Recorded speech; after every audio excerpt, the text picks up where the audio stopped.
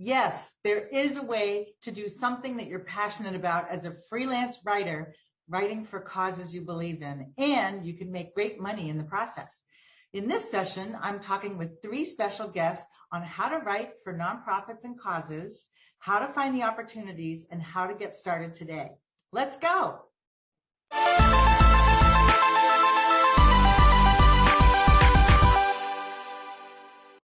Hi there, and welcome to the first Inside AWAI of 2022. Yes, I'm Pam Foster without a clue. No, just kidding. I'm your learning chief from AWAI, and I'm thrilled to be here to cover this topic, writing for good, how to thrive as a freelance writer for nonprofits and causes. And I have an amazing panel here today of guests who live in that world, and they are. First of all, to my right on the screen there, Mary Ganan. Mary Ganan, I've been practicing. She is a senior copywriter with RKD Group. And Mary, tell us a little bit about what RKD Group is and what you do. RKD Group serves around 300 nonprofit clients. So we do everything from their data, their digital, to their direct mail. And all of our clients are nonprofits, so a huge variety of organizations. Wow, okay. And you're in charge of not fundraising appeals, or? I do both digital appeals and direct mail. Okay, all right. Okay, perfect. But your specialty is fundraising in particular, as far as helping. Absolutely, yes. Okay, last 20 years. Wow, all right. We're going to come back to that. Awesome. We also have Nori Hawkins here. Hi, Nori.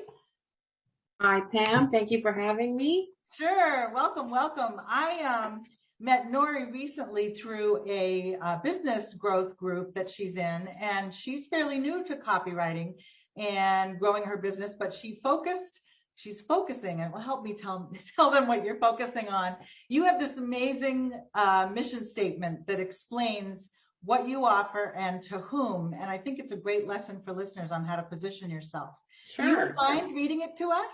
Well, I'm going to give you my elevator pitch first. Okay, perfect. And that really just is, I've boiled it down to, I help sustainable businesses and nonprofits grow their audience through cause marketing strategies.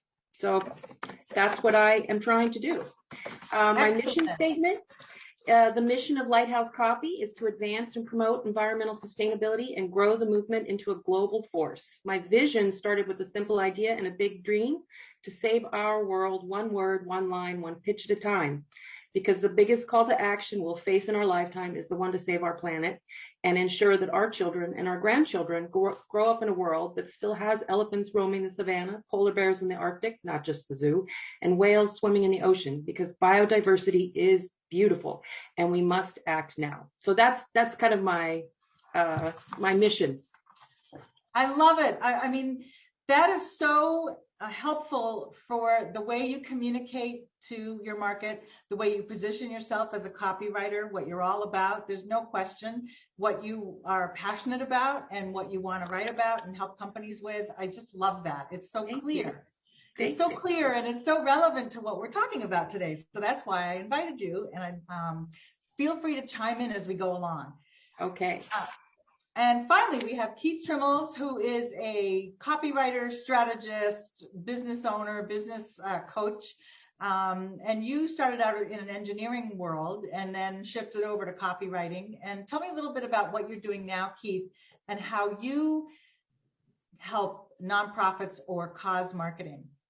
Well, right now I'm sitting on a boat in Southern California, but for 5 years, the boat was down in Mexico. And as an example, you run across folks, and the last, it was about 3 years ago, down in Mexico, able to help out a local program called Castaway Kids, and help kids that have been abandoned, single mothers with children, get education and use copywriting to generate the funds for them to build the building so that they could do the programs they wanted to do. Ah, that's awesome. So you're a wonderful example of a writer who is working for-profit businesses, but on a side thing, you also help causes and nonprofits. And I think a lot of us aspire to do that. I have done that in my veterinary freelance world, where I work for veterinary equipment manufacturers, but I've also worked for organizations that are nonprofit related in the veterinary world. And I'll show you some examples in a second of different kinds of companies and organizations that have money for you guys. All right, so let's just jump on in. Our goals for today is to really talk about the big opportunity that not only is rewarding personally, but it can be your whole path to making a great living as a writer. And we're going to talk about the types of organizations, which would be your clients, the types of projects you might be asked to do and paid to do. And then you're meeting writers in that world. I invited them specifically today to cover this subject. And then how to get started. We've got some tips for you on how to jump in and get started in this world.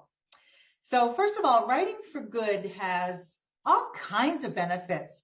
And the biggest one is you're making a difference. You're making a meaningful difference in the world. You know, you're helping organizations and companies you care about make a difference to people in need, or help people better their lives, help animals, help the environment, help all kinds of things. So you're helping companies or these organizations thrive and provide the services that they're trying to provide. I mean, I have a little tiny micro example where my daughter-in-law is part of a small dog rescue organization where they bring dogs from other states in the country up to Maine and get them adopted. One of the biggest things about Maine that's wild is that they're one of the biggest dog adoption states in the country. So there's this little tiny effort, but they always need donations and communication out there to help support their cause. So you could be writing about the environment like Nori, or child safety issues, animal welfare, world health, equality, self-sufficiency, frontline worker needs, disaster relief, small business support and startup all over the world, or other causes. There's so many. So if you're passionate about something, there is an avenue for you. And I'm going to just jump through some of these intro slides, but then I'll have our panel chime in. But I really think that when you're bringing immediate positive impact to your clients, you're also helping them bring immediate benefits to their constituents, whether it's people in need or people who they're trying to support. And so you spark this ripple effect. And Keith, recently you did a talk for our boot camp back in October about the ripple effect. And I was wondering if you could kind of go through that again, what that really means for us copywriters.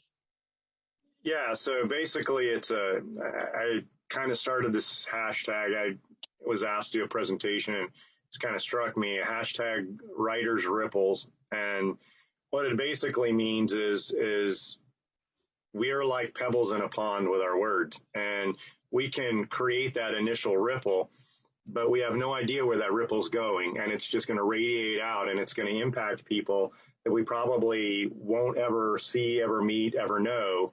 But it doesn't mean that it doesn't have an impact. And kind of what Nori was talking about with her vision statement, and the power that we have to do that is an incredible power, and we can use it for good. Yep, right. And it includes also the work you're doing for-profit companies.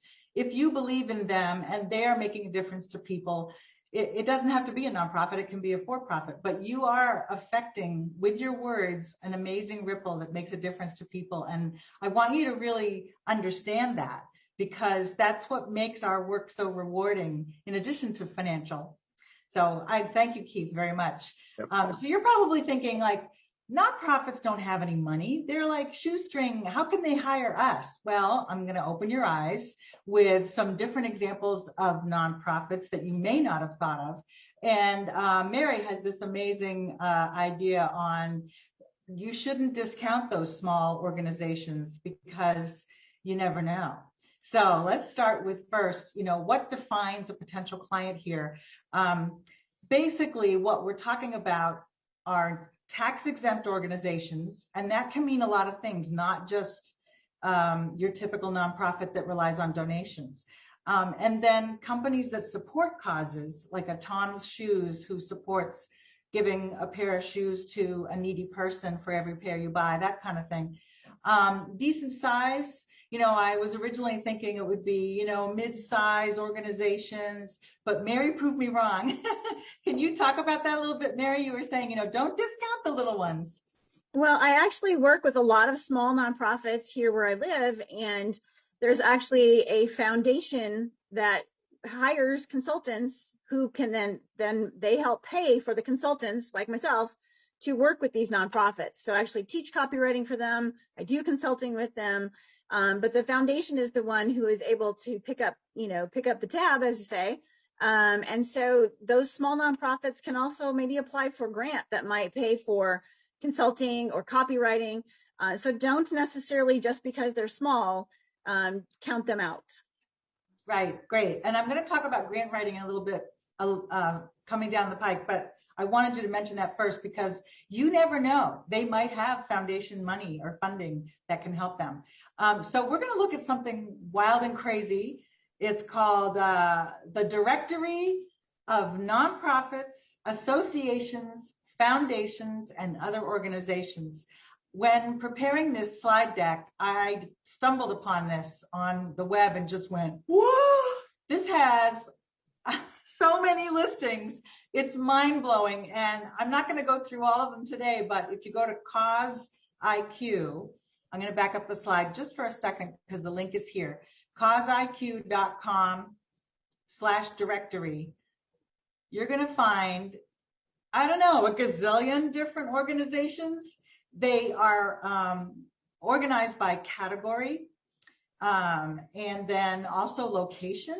Like I'm in North Carolina and there are 55,000 nonprofit associations or organizations just in North Carolina. I had no idea, right? So you guys need to check this out and you'll find, like, let's say you're interested in water safety, water protection around the world. You could look that up as a category in this directory. So clients, hello, ta-da, there they are, all of them. And you can find them by category. So when we're talking about nonprofit organizations or charities, and Mary, chime in on this, but they rely heavily on donors and fundraising to support their services, their outreach, ongoing education, and national and global initiatives. So it's a constant machine that needs to be fed. Would you say that's true? Oh, absolutely. I mean, I've written for organizations that mail just a few times a year. I've written for organizations that mail every single month, multiple times a month, all different size clients. So yeah, it's definitely a primary avenue, direct mail and digital. The only difference, it used to be direct mail only. Then it was kind of, oh, everyone's going to digital. It's truly an integrated process now. Okay, cool. And, there's a whole variety quite often with organizations beyond just donors, right? So you have communications that need to go to recipients. I used to write for the American Cancer Society of New England, and we would not only continually be looking for donations, but we would be educating people who had cancer or a family member with cancer so we could continue to help them understand what resources are available. And then there are professional allies. Again, I'll use the cancer analogy where there are doctors and caregivers and people who do home visits and help, all kinds of things, and affiliated champions as well.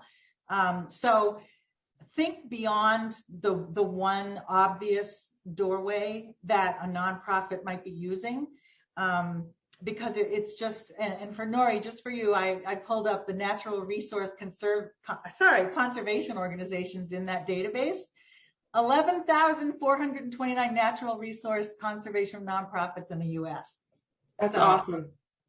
So, keep in mind too, you guys, that you only need like 4 to 6 clients really to have a great career in this, because you're not just going to do one thing. You're not just going to do one email or one direct mail campaign. If you do a nice job for them, they're going to say, oh my gosh, can you keep doing those? Plus, we need to tweak our website. Plus, we want to do a video. Plus, we might do a newsletter. Can you help us with that? How about an annual report? So it's this ongoing, wonderful relationship that you can develop and profit from, as well as help them, and really just, you don't need a lot. So Nori, out of those 11,429, might have 7 clients. And so the rest are up for grabs. Now, here's an example of multiple constituents. I wanted to show you in the animal welfare world, just one example, ASPCA, which is a nonprofit to help save animals. And there is a donor and animal advocate side, the pet owner is what I'm trying to get at, or people who care for pets. And then the other side is ASPCA Pro. That is the professional arm that helps shelters, animal welfare organizations, animal, what is it called? Like in the police and the local emergency departments have an animal shelter or animal care arm of that.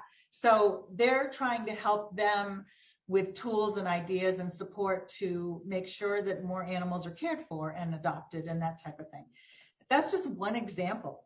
They both of these arms do a ton of marketing and communication to their audiences. So you could be just like full-time working for a couple of organizations that have these multiple avenues here. And then there's the whole world of nonprofit conferences.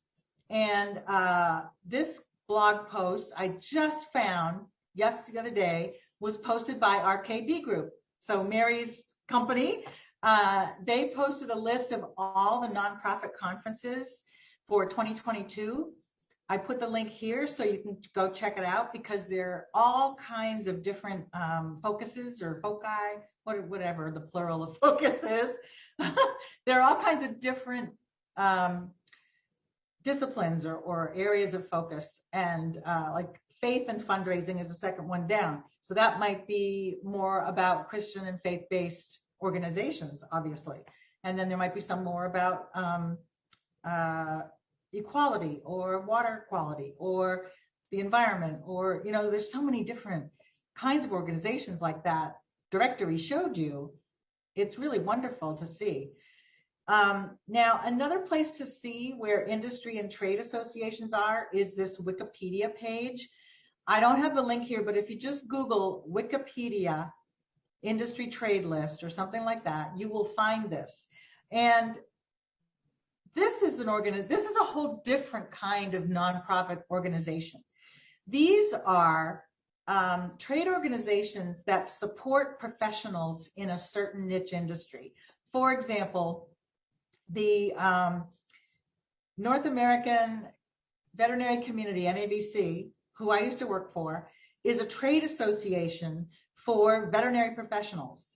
They have a giant conference every year. They have online learning the rest of the year, and they have major sponsors who fund it quite well. All those like IAMS and Purina and PetSmart and all of those, they fund this trade association. Those are potential clients. All those sponsors and exhibitors and everything like that that get involved with the trade association are funding communications, really. So, these trade associations need to communicate constantly to get traffic to their professional events, conferences, and subscription services. Some of them do training by subscription. So it's just, I could go on and on, but most of these associations also, and you can name anything, the Barbecue Association, the Golf Association, the Concrete Association. Trust me, there is an association for any industry. They publish a website, a journal, a blog. They have webinar events. They have social media. They have a newsletter. If you could get excited, if you are excited about a certain industry that you've worked in, let's just say concrete, for example. There is a concrete association and an event called World of Concrete coming up. Now, that is a nonprofit. And if you're totally behind the betterment and the support of professionals in that world, you're doing great work. So it doesn't have to just be causes. It can be supporting an effort you believe in. Now, this is just a couple of examples of trade associations out there for school administrators. One is called WASA and the other one is called AASA, two separate organizations that both support, and these are just two, there are others too, that just support school administrators.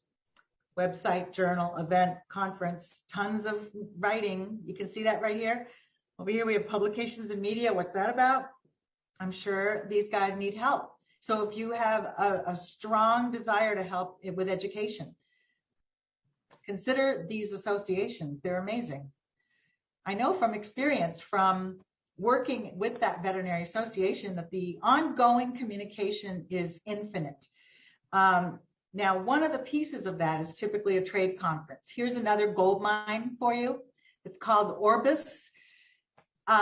Orbis is an exhibit and display company, but they have an annual trade show calendar with every single trade show on the planet that is happening. And you can search by, again, an industry type, a niche type. Many of them are nonprofits. Many of them are for-profits, but they're supporting professionals in a certain area, and they need content and copy. So, okay. So just for one example, when I was working for the NAVC, and even after I left as a freelancer, I was writing a trade show day-to-day newspaper for attendees.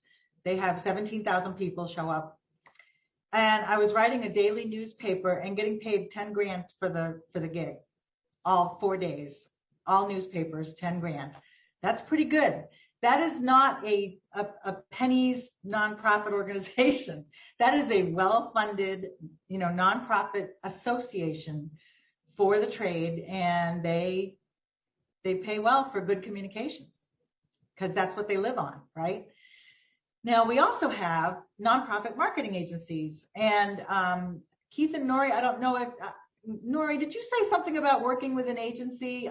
It might not be a nonprofit marketing agency, but. Yeah, well, I was going to add, B Corps are growing, every year. And there's a lot of for-profit businesses that are doing amazing cause marketing and selling products that really are better for the world in my niche anyway, which is environmental sustainability. And it's a big green umbrella. There's a lot of sub niches underneath that. And yeah, I just signed a contract with a global PR marketing firm yesterday, and I will be handling writing on solar energy for about 5 of their clients. And it's really as much work as I can handle. So it's just phenomenal. There's a lot of for-profit businesses that are doing great things. There's a lot of entrepreneurs. You can connect with them on LinkedIn. There's all kinds of really good sources for work. And when did you start marketing yourself again, Nori? When did I start what? Marketing yourself? Oh, really? Probably, on LinkedIn mostly. And yeah. I don't know, in the last 4 or 5 months, just really working LinkedIn, working the basics. Nice. Just read everything you can on your niche. Get involved, like things, connect with people in your niche. Just have laser focus. And once you start doing that, the breadcrumbs will start falling in your lap. And by breadcrumbs, I mean people will start reaching out to you. I've had a lot of people reach out to me. I've turned down a lot of work because I really wanted to focus only on sustainability. Wow. And it starts to pay off pretty quickly. Super. I'm so glad for you. That's wonderful. I wanted to mention marketing agencies, and we do have our team here. If you could put the link, we have a separate inside AWAI, an hour long on getting gigs with agencies and marketing firms where they already have clients that need you. And Mary, your firm is kind of like that, right? You have all the clients. You need some writing help. Exactly. So actually, I'm developing a training program for our newest writers, and one of our newest writer on our team came from Freelance. He freelanced for us for the last few months, kind of proved he was good at what he did. We had an opening, and so we hired him. It was fun to compare notes, how we were marketing ourselves as freelancers. But he and I both came to this, specialization for the fact that he said, he goes, I don't want to sell widgets. I want to write for good. I want to, what we do, I end up helping to cancer research and, helping, animal humane societies and veterans and homeless people and all the things I get to do.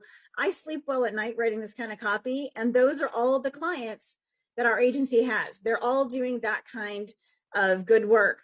And within our agency, we also have what we call verticals. So we have a vertical. So we have multiple mission organizations. We have, missions in food banks. We have animal organizations, humane societies. We'll have veterans organizations. We have other types of health-oriented groups. So again, like Nori was saying, whatever's your passion, whatever you're most interested in, really dig in and learn it so you can be the expert they need. Yeah, and I would just add, wear your heart on your sleeve, because people can tell if you're passionate and you really care about what you're writing about. It shows, and you can connect with them on a deeper level, on an emotional level. I think you just got to really, truly be authentic. Yeah, great. Definitely. All right. And so if you guys check out the Inside AWAI on how to reach out to agencies and what they're looking for and all of that, that goes way in depth, but it's really easy to find them. And you can find them in your niche as well, in your specialty. So they're out there. All right. And then I just wanted to show you, so RKD Group is the one on the left, and they're all about fundraising for many, many different organizations and verticals, like Mary said. The other one is a media company called Media Cause, and they're helping companies support causes. So it's a bit of a different slant, but there are so many. The opportunity, you guys, is exploding, really. Agencies need more writers for their clients, so look into this. Now, as Nori was saying, a lot of companies do cause marketing, and that can be anything from, I have an example here where you guys have probably heard of Red Nose Day, which is raising money for children in poverty. And I think Walmart does a Red Nose Day, and somebody else does a Red Nose Day, and celebrities get on board. That's all cause marketing. That's raising money for a cause. But individuals like celebrities and companies get behind that and promote the cause, which does many things. It helps people in need. It helps get the word out. It helps the company look like a hero, because they are being a hero by doing this. So it has many, many benefits, but they need writers for all of these campaigns. Cause marketing, I found the statistic, the values of cause marketing impact buying. So it's important to me that companies I buy from align with my values. 83% of surveyed people believe that. And then I like it when CEOs of companies speak out on issues I care about. This is huge. And look at the numbers are younger people. So the youngest people seem to care more and more about the values of a company they buy from.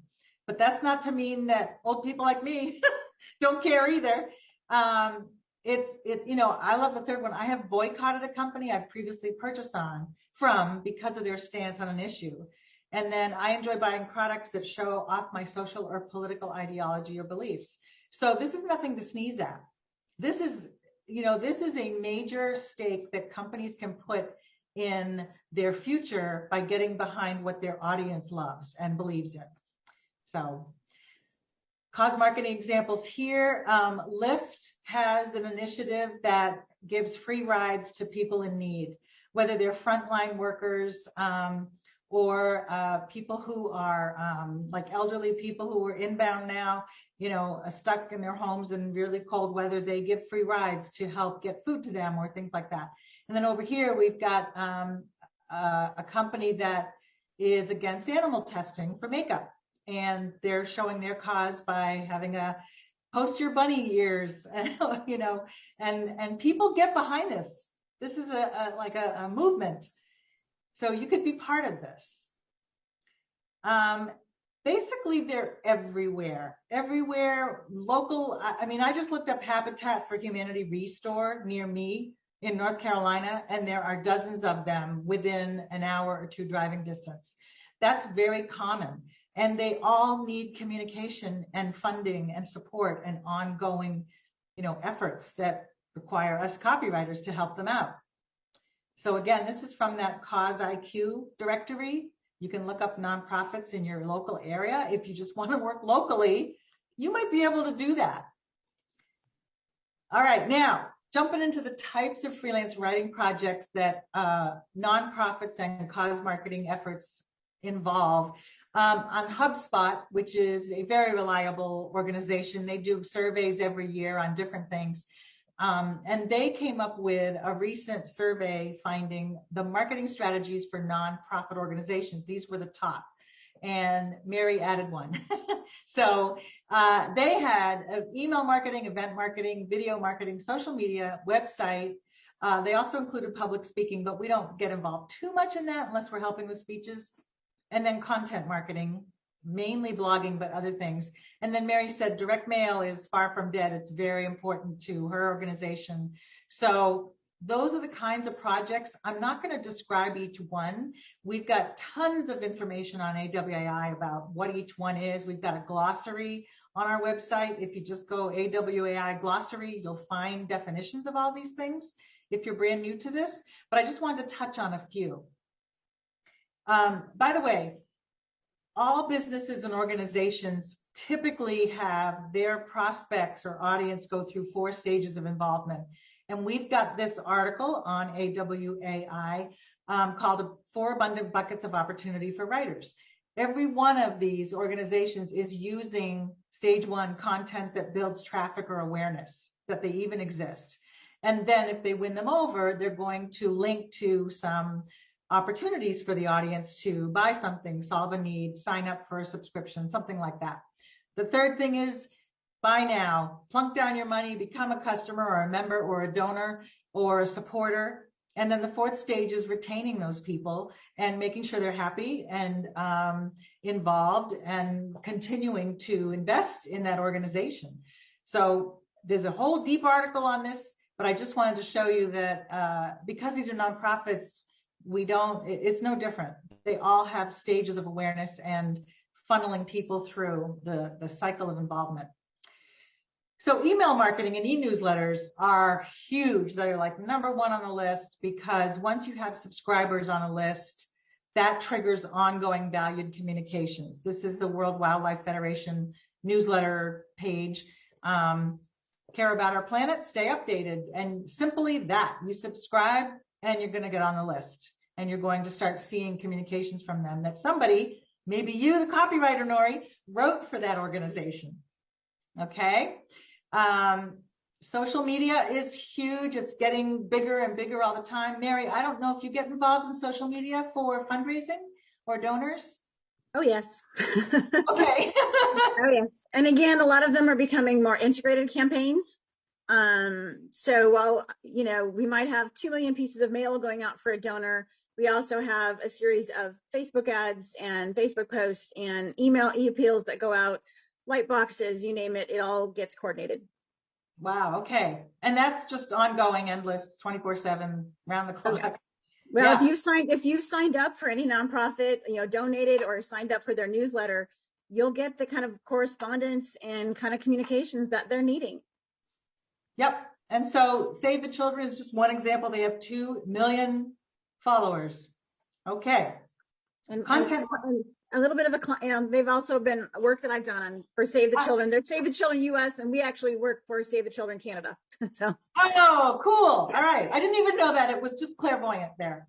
All right. Now, content marketing is huge. Blogging always has been, but even more now, it seems, because it is highly effective for attracting donors, sponsors, and paid subscribers. This is actually a blog about nonprofit technology. So I didn't even think about offshoots of blogging or writing for organizations that help nonprofit organizations. Well, Mary's agency obviously is one, but there's a bigger, broader group here that is called Tech for Good, and they're trying to help any type of nonprofit organization with technology solutions and things like that. Amazing. And blogs can be daily, weekly, monthly. Some organizations have multiple blogs for different areas of interest. So the writing ability, the writing need now, I don't think I've ever seen it so big. And I've been around for 300 years. And I'm telling you right now, It's never been so diverse and demanding as it is now, the volume of stuff that gets put out that needs to be written. So you're here at a great time. Okay, grant writing, very quickly. Mary brought this up with me when we were talking the other day, that some nonprofits can, all nonprofits can actually apply for grants, but when they get them, that's how they might be able to afford you for all of these communications. And you can actually help them write grants. We have a program on writing grants. I'm going to share all of our resources with you at the end of this because I want to get through the meat of the material, but grants are another way you can help a nonprofit and do such good by helping them get funding they need. Okay, let's see now. What's next? All righty. I looked up this website, and Mary, I don't know if you're familiar with it, the Showcase of Fundraising, Innovation, and Inspiration. But again, yeah, this is a fabulous resource. I use this a lot. There's actually some tutorials on there. I haven't been on for a while, but there were tutorials on how they would take apart like fundraising packages and give a critique of them so you could help learn structure. But again, just seeing samples and learning what's going on in the industry is a good way to just immerse yourself. And I think as a new writer, you can learn so much, and you can have these as sort of templates, your guides for how to write, because they include case studies here. Fantastic fundraising campaigns from around the world. I mean, this is a gold mine of seeing how effective copy is written in the fundraising focus. So I'm glad you mentioned that, Mary. I'm remembering now that you're the one who brought it up the other day. Duh. All right. It's a great resource. Yeah. Okay, now I wanted to ask you guys, all three of you, and Nori, I think we know now from your mission statement, but just in one sentence or two, I'm going to start with Mary. Why did you choose this area for your career? I actually came from the nonprofit world. I was a program director at a local nonprofit that was part of a bigger affiliate.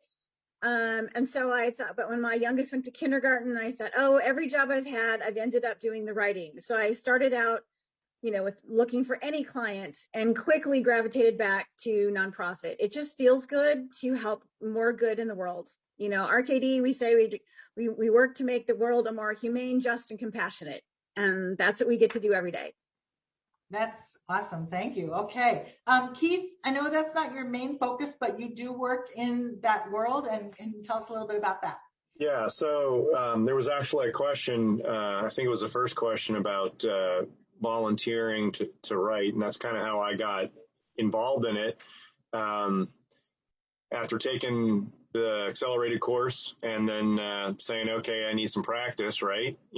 What's one of the best ways to get practice? Do it for free. And so I ended up connecting with the local Boys and Girls Club and wrote a letter that they just happened. I met with the director. It was very easy in a small town to meet with the Boys and Girls Club director. So it wasn't a hard pitch, a cold pitch. It wasn't breaking through a bunch of administrative levels, and met with her and said, hey, I'd like to help you. Wrote a fundraising letter that they used for their capital program because they were building a new building, and voila. I had a sample, they had money, and then I ended up helping them with some emails after that. So terrific.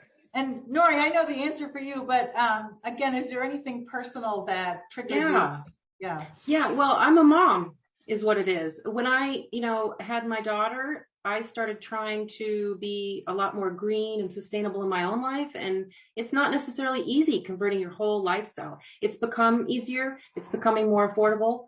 So really, but now that she's 13, she's a teen, and Gen Z is under so much stress.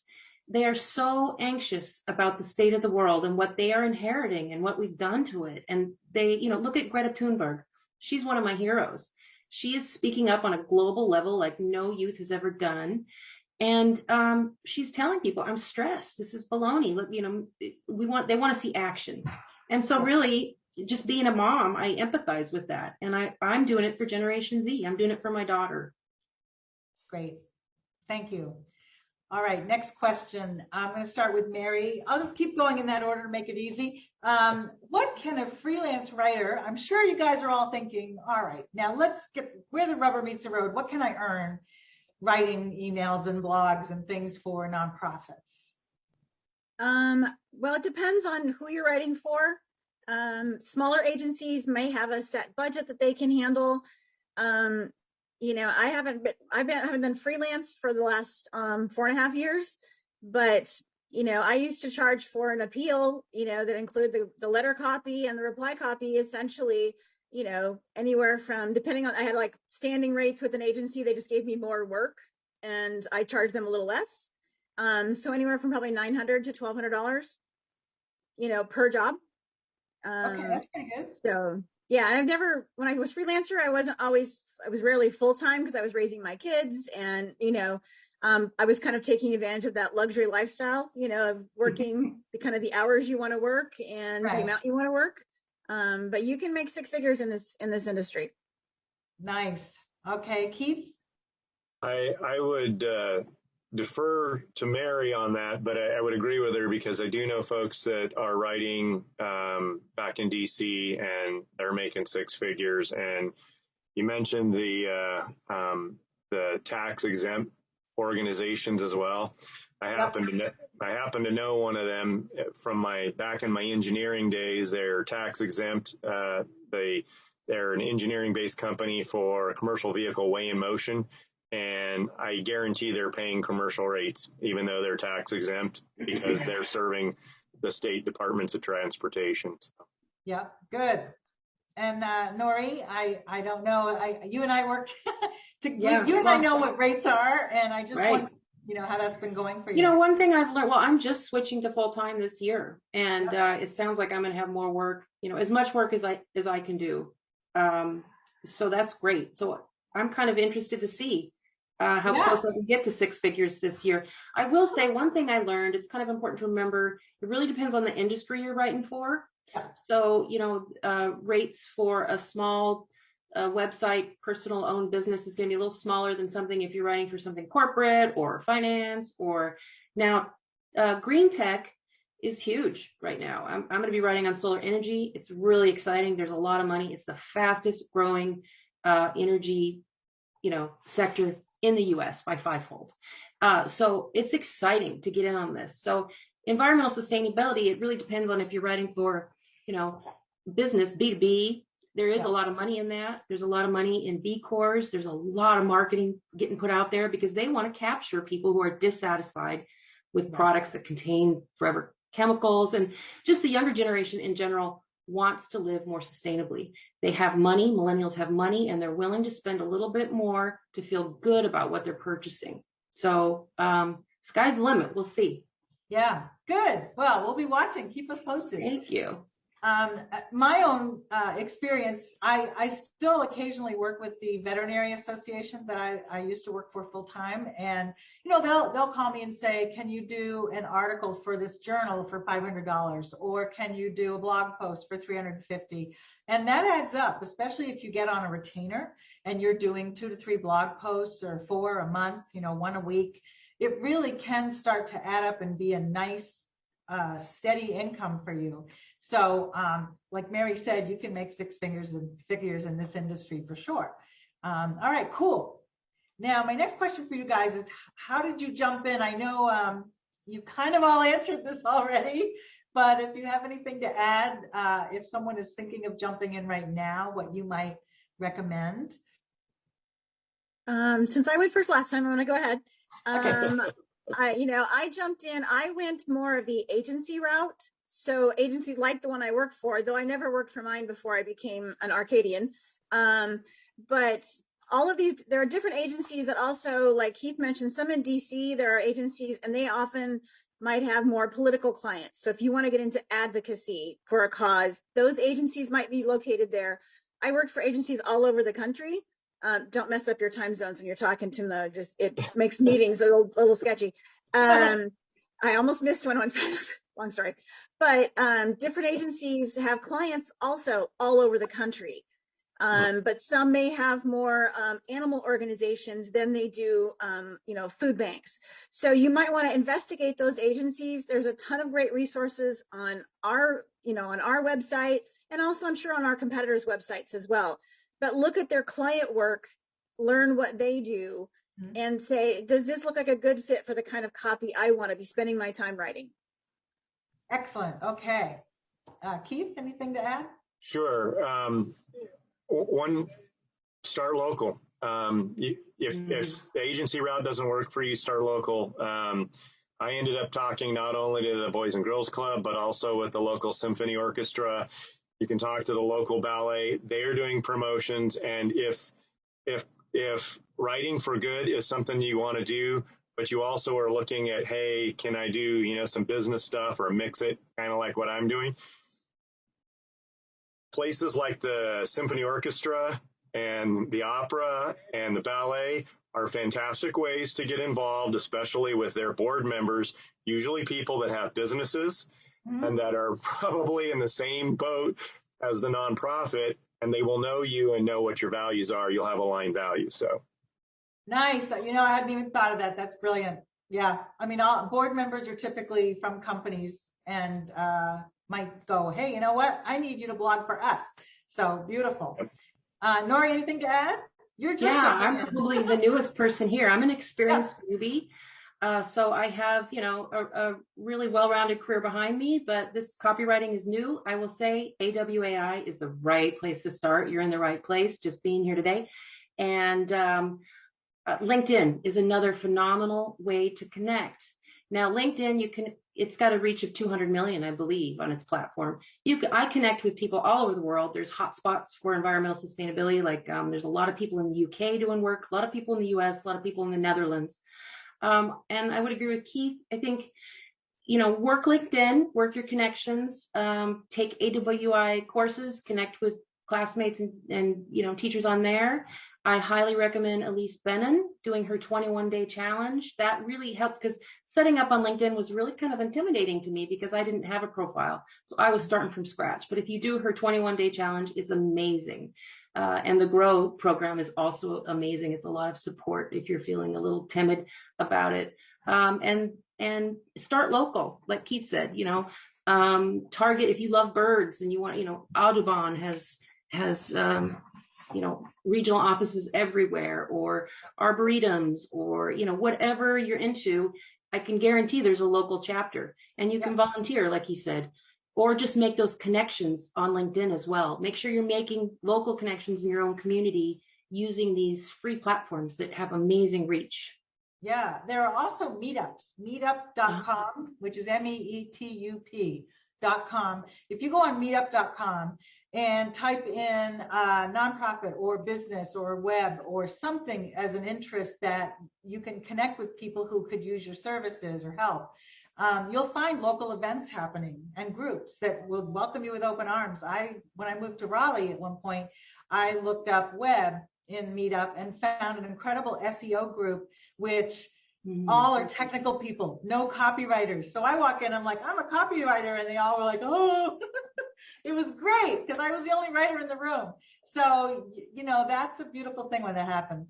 Okay, now with the few minutes left, before we get into the Q&A, I just want to help you guys get started. Like, if you're excited about this, what should you do? So first of all, as Nike says, just do it.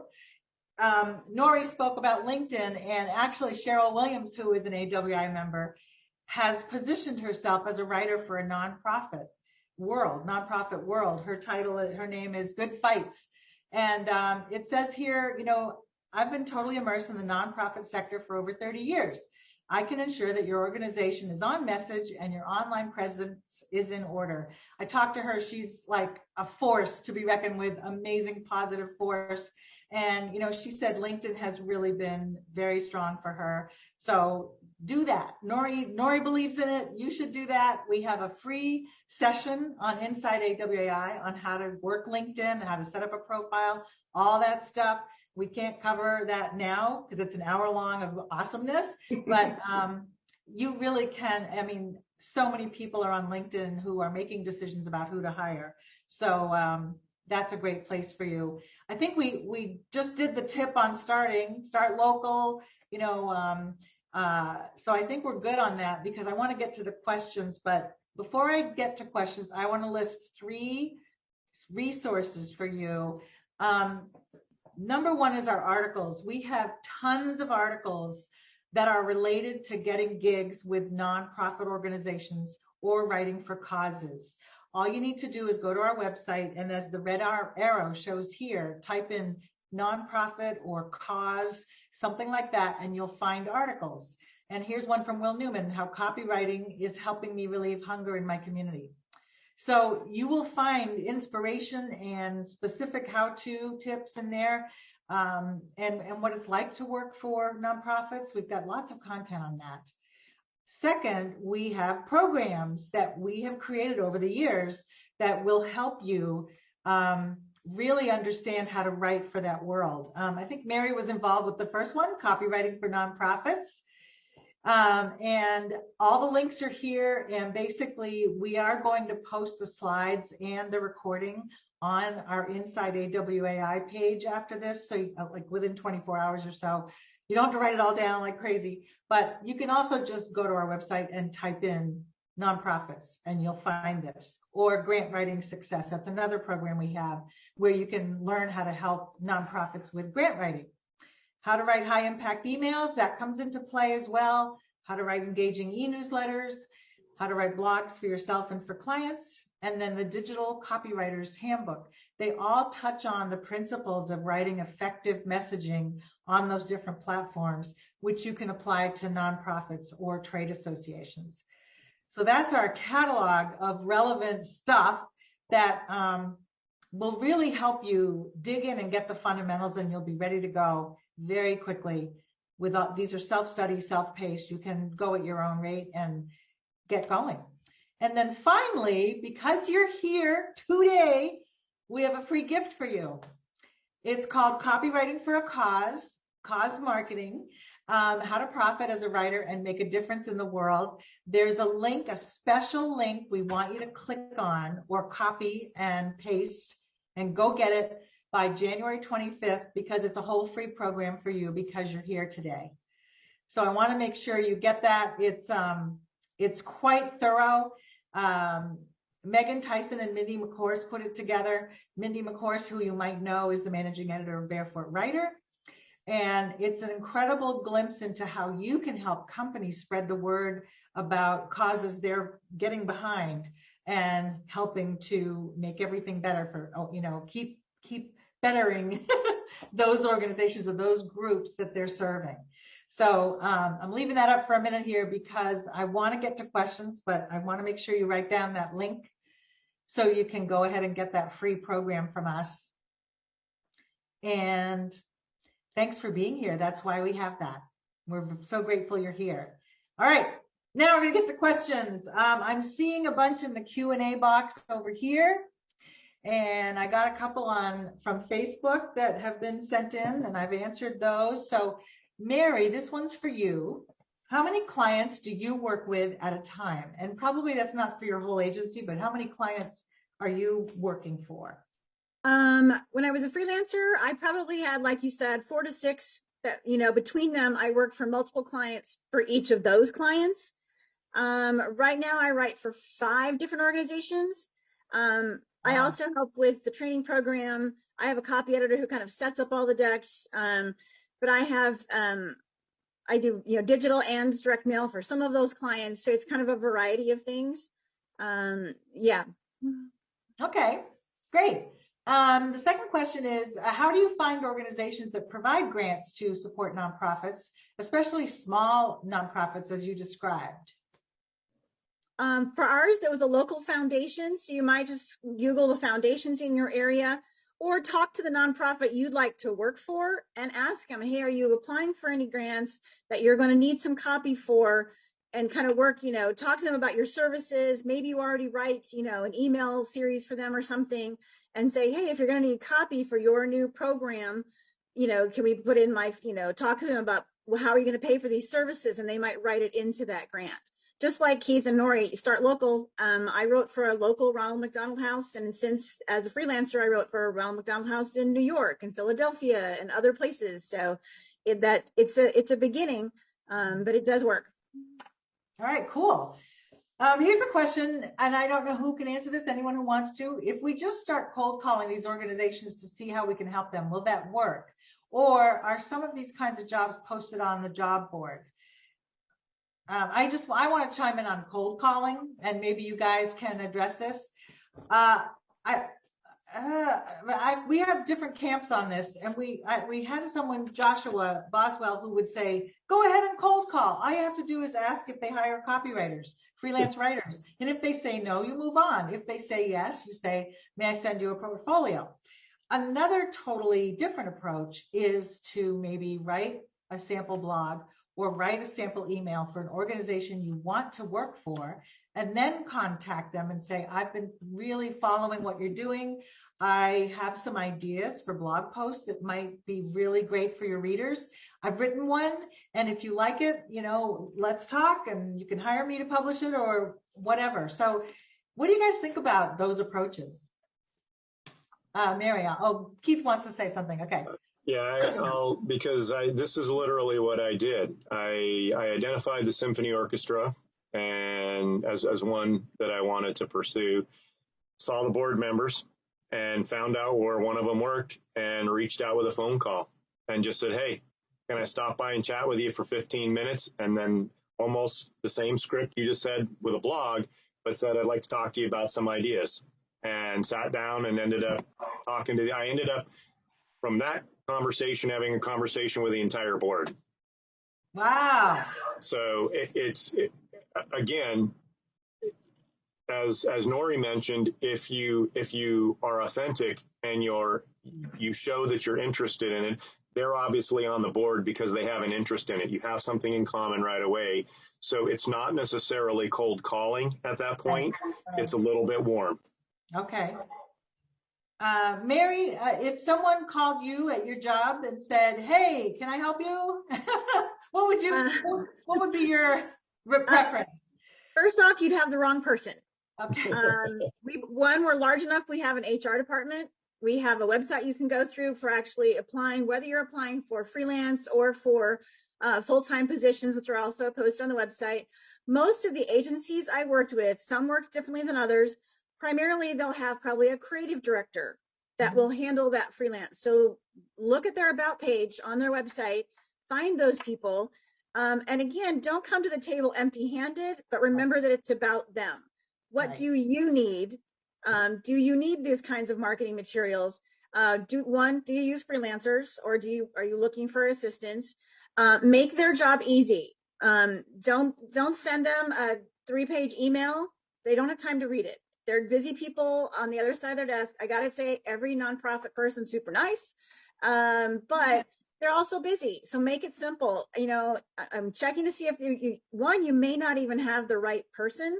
Right. So I always kept the email really short, and it was, I'm a freelance writer. I specialize in these kinds of things. And, if you're not the person that I need, it was worded much more nicely than I am this afternoon. Sorry, brain fry at the end of a long day.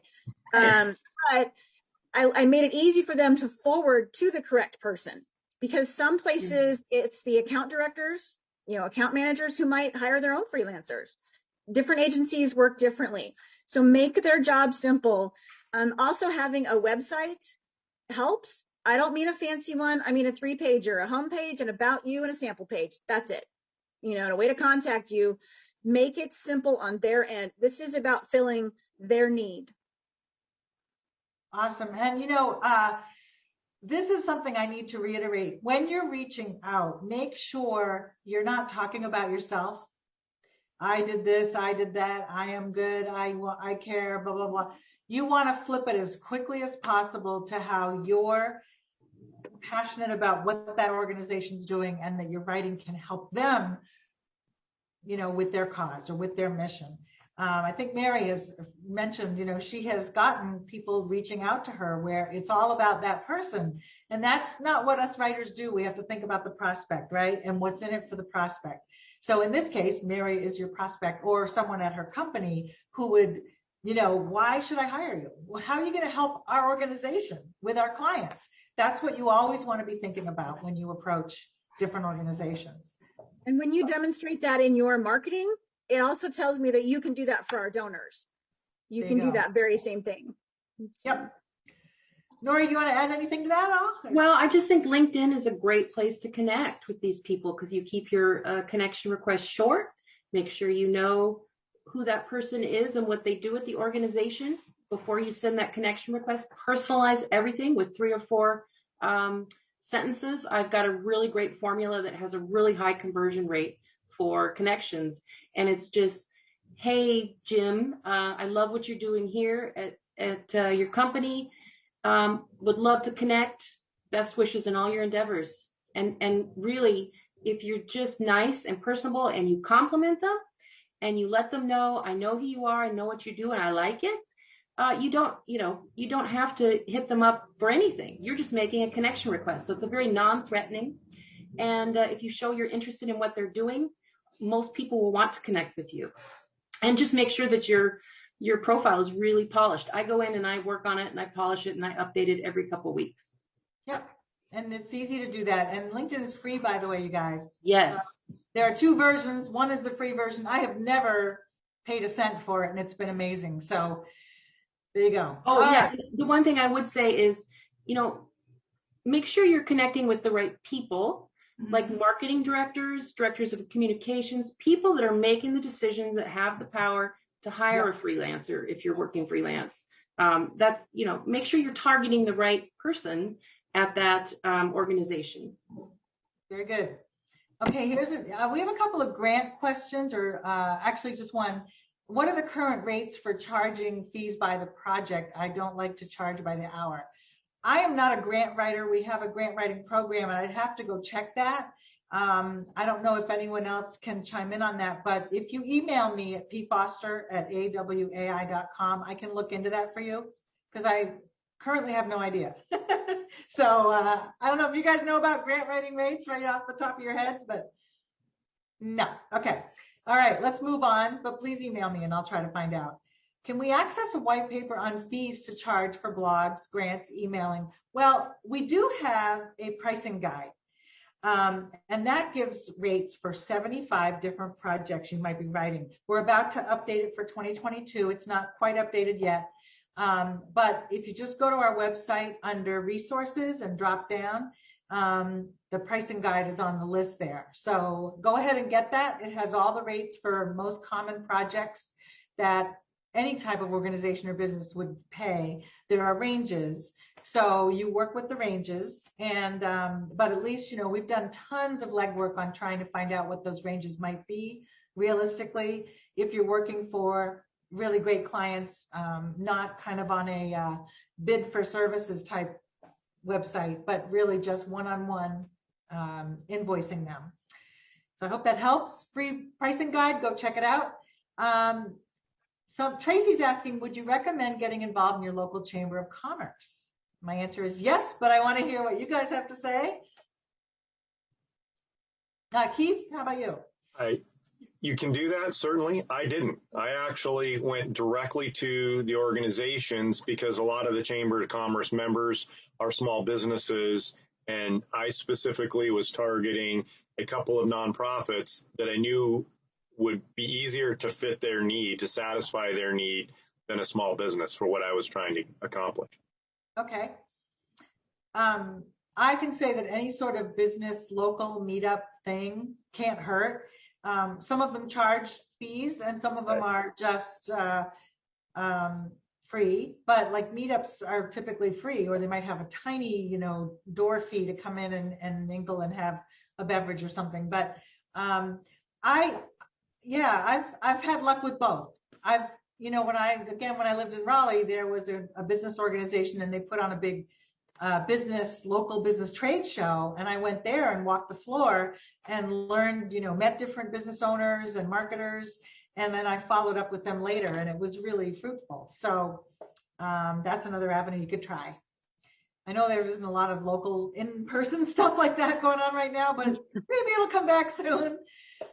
Okay, let's see. Oh, wow. Mary, here's a really specific question. Are you working on any projects involving SDGs? Whoa, it went away. I missed it. Sustainable Development Goals, or ESG. This is not my world. I don't know what those mean. No, those aren't something we've talked about. Okay. Unless there's probably a different acronym, a different terminology, and maybe we're using that, but that's not not one I was familiar with. Okay. Shirley asks, what type of samples would you suggest? Anybody want to chime in on that one? Mary? A sample of something you want to write. Yeah. So if you want to write digital, then, get on digital lists, see what the emails look like, choose an organization, and, try to write that kind of copy. Like you said, go local, ask them first. But those are the kind of projects those few samples, you don't need 20 samples. Mm-hmm. You need 3 or 4 to get you started. Yep. And keep in mind, when you're marketing and you're new, you're the only one that knows that. No one else knows you're new. You don't have to put it at the top of everything you do. I know it's hard not to, but you don't have to. There are times when it's helpful to say, hey, I'm new and I'd love to tap your brain, tap your expertise. Take a graphic designer to lunch and ask them, how does your business work? They know the people who need the copywriters, or they might hire the copywriters to go with the websites they design, or whatever they're designing. Talk to those people, network with them, offer to take them to coffee or lunch or whatever it is, or simply just don't overuse their time. Ask 1 or 2 questions in an email. Don't ask 10. But make those efforts when you are new to the right people, not necessarily with the first person agency or marketing. Hi, I'm new. Yeah, no, gosh. You don't have to say that. Say I have, and they may not know who AWAI is, but you can say, I've trained and dedicated myself to learning this craft. I've studied this kind of work that you're needing done. I have trained with some of the best copywriters in the world. You can say those kinds of things, and that gets people's attention. They may at some point say, hey, where did you learn how to do this? This is awesome copy. Then tell them all, Great. Okay. Next question is, what is the biggest challenge getting your foot in the door of a nonprofit to help write for them? Biggest challenge, I think. Anybody? Mary, again, I might start with you if that's okay. You just muted yourself. I was just thinking someone else want to go. The biggest challenge, I think, it's persisting. And for me, I know when I first started, I thought, oh my goodness, I have contacted 10 or 15 agencies. I don't want to get overwhelmed with work. That doesn't happen. Put more irons in the fire than you need, and then you'll hopefully be in a position like Nori is already, where you're turning away work. So put all the irons in the fire. Don't worry about it. If someone, for some reason you're lucky enough and you get more work than you can handle, people will adjust timelines. And you say, I can't do this by that deadline, but perhaps, if you can give me an extra week, I can do that for you too. People are willing to work with you when they want to hire you. So don't worry about too much work coming in. Go ahead, put the irons in the fire. Yeah, and I would say persistence, but just like every day do something, every day do something, every day. You never know when the yes is going to come in. You might go, well, I contacted 50 people and they all said no, but the 51st person could have been the yes. So don't give up. And some of it is simply timing. And fundraising, it's cyclical. We do a lot of testing in the spring, in more RFP season. They might need somebody to do test projects. In fall, we're super busy. But the people who are going to help us with those projects have been hired months in advance, because we work 2 or 3 months in advance in most cases. Yeah. And don't get discouraged. I had one when I was a freelancer, one agency that I marketed to them, emails, phone calls, whatever, for 6 years. And then they became my best client for 8. All right, cool. Let's see now. What about, this one's for Keith. What about reaching out to regional media companies such as TV, radio, regional magazines? Are they an avenue to find work with nonprofits? I don't know about finding work with nonprofits, but they're an avenue for finding work. I've done it. It was a very small project and it worked. But in my particular case, the company didn't have a whole lot of money, and they had some staff. I mean, it was a radio station and they've got a lot of their DJs are copywriters as well. It's amazing some of the skills those folks have, so in-house. Great. Okay, let's see. They're whipping by here. All right. Oh, here's one. How do you determine if an organization needs your services? When you research them, their website, what are you looking for? Does that matter? Mary, I think you would be the one to speak to this one in particular. Well, part of it is I went through the agencies. So they usually said, hey, we hire freelancers, or they had postings of the work they did with clients. So that's how I figured out what type of work they were needing was what their client work they were showing off, is what I used as, I go, oh yeah, they do direct mail or they do digital. They might do, other kinds of mailings, annual reports, all those things. So whatever they were showing off, that was something I was interested in writing. That's how I knew I was in the right place. Yeah, and I would say, if you're signed up with an organization, you're a subscriber and you see what they're sending you, you know that they use content and email and newsletters and all that stuff. So they might need help. I mean, writers come and go sometimes. And Mary, you probably know this more than anyone. People come and go. So let's say, actually, I got a job this way. A B2B agency had a writer in-house that was doing a lot of their email campaigns and then left the organization. And they scrambled and found me and said, can you help us with some email campaigns? Sure. So that could happen. You never know when they need you. So why not reach out, right? Yeah. And just like Nori was saying, be professional, be courteous. And because people you work with at one agency might move to a different agency. And then they might bring that writer with them. So that networking. So as soon as you start working with someone or you've connected with them, then, that LinkedIn connection might lead you to more work as well. And more connections. I've had that happen where a colleague of mine ended up leaving the company after I did, started a new company, needed 120 pages of content. There you go. Ding, ding, ding. Yeah, ding, ding, ding. You're right. Okay. Let's see now. Oh, any thoughts in regards, this is specific to a certain area, but writing for nonprofits and serving people with developmental disabilities. My quick answer is I would go to that, I already forgot the link, but the directory and look at different organizations that deal with developmental disabilities or other kinds of disabilities. And you'll find, I'm sure, some nonprofits there and associations, for example. But I don't know if anyone else wants to chime in on that in particular. No, I guess we're good. Okay. Now let's see. Is that it? Oh my gosh. I think we're done. Yep. As far as I know, I don't see any other questions on the Q&A. Hey, Pam. Oh my goodness. Yes, Keith. There was one question earlier that I saw and it disappeared, and it was somebody asking about health. They're in a alternative health niche, and they were wondering about nonprofits. Obviously, I mean, you can talk about, Nori could talk about a sustainable farming, local farming, stuff like that. There's also MAPS. If you're into the plant medicine psychedelic, I know they're raising tons of funds. Tim Ferriss is doing that with that. And anytime anybody is raising money, they need copy. Yeah. And everybody needs copy, right? Every business, every organization needs something all the time. Yeah. It's just whether you're in the right place at the right time and they need you. So people always need content and copy. And any kind of condition or disability or ailment or issue that people are struggling with. I'm thinking of Michael J. Fox and what does he have? Parkinson's and diabetes and glaucoma and anything, any kind of condition. There are associations and organizations that help with education and help. Mental illness, there are mental illness organizations like NAMI, National Alliance of Mental Illness.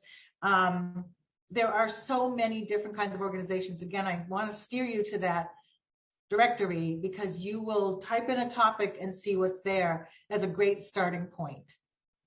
So, okay. Somebody's asking about government. I don't know if government gets involved in nonprofit. I have no experience with that. Does anybody know? They fund a lot of nonprofit things, but they fund a lot of research. They fund a lot of research and a lot of campaigns. And for example, they fund federal tax credits. So There's all kinds of things that the government has its fingers in a good way. Yep. We do have a quick question.